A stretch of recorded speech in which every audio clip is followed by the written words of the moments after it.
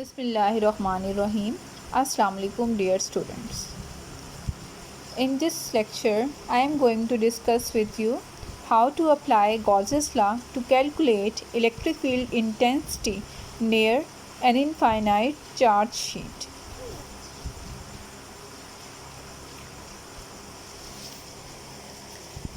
Let us consider a thin positively charged sheet having infinite length and non-conducting surface. We have to calculate electric field intensity at points near the sheet by using Gauss's law. Imagine a cylinder called the Gaussian surface having the cross-sectional area capital A. Now pass this cylinder through the sheet as shown in the figure. Take a small area element dA of the sheet having charge dq. The surface charge density for the small area element dA can be defined as sigma is equal to dq over dA. The charge enclosed by the small area element is equal to dq is equal to sigma into dA.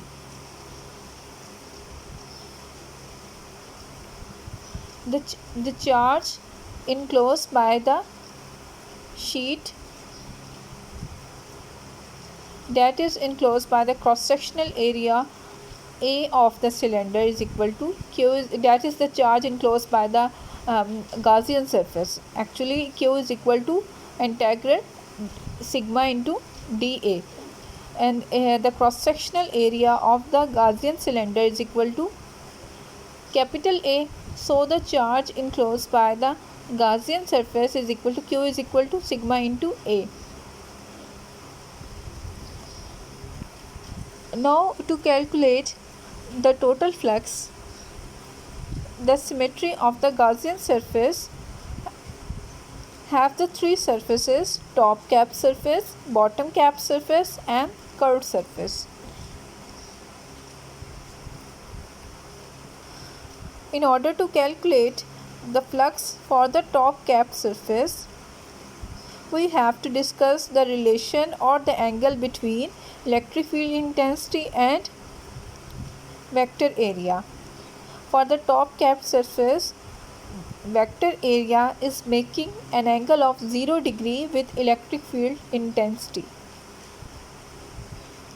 So the electric flux through the top cap surface is equal to phi1 is equal to integral of the dot product of electric field intensity and area element dA is equal to integral EdA cos of theta. As the angle is 0 degrees, so integral EdA cos 0 degree is equal to EA. This is the flux for the top cap surface. For the bottom cap surface, vector area is making an angle of 0 degree with electric field intensity. So the electric flux through the bottom cap surface is equal to phi2 is equal to integral of the dot product of electric field intensity and area element dA, that is equal to integral EdA cos of 0 degree. Phi2 is equal to EA. Phi1 and phi2 has the same value EA. In order to calculate the electric flux for the curved surface of the Gaussian cylinder,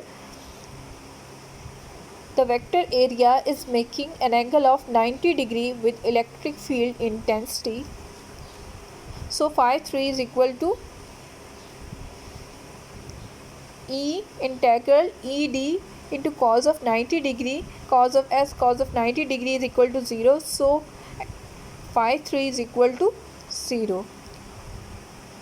Now total flux through the Gaussian cylinder is equal to phi E is equal to phi1 plus phi2 plus phi3. Phi E, or the total flux, is equal to 2EA. According to general steps, our fourth step is to apply Gauss's law. Now putting the value of total flux and charge from equation 1 and 2 in the Gauss's law, the electric field intensity for the charge sheet will be equal to sigma over 2 epsilon naught. In vector form, electric field intensity is equal to sigma over 2 epsilon naught into r unit vector. This all from this lecture. Thank you.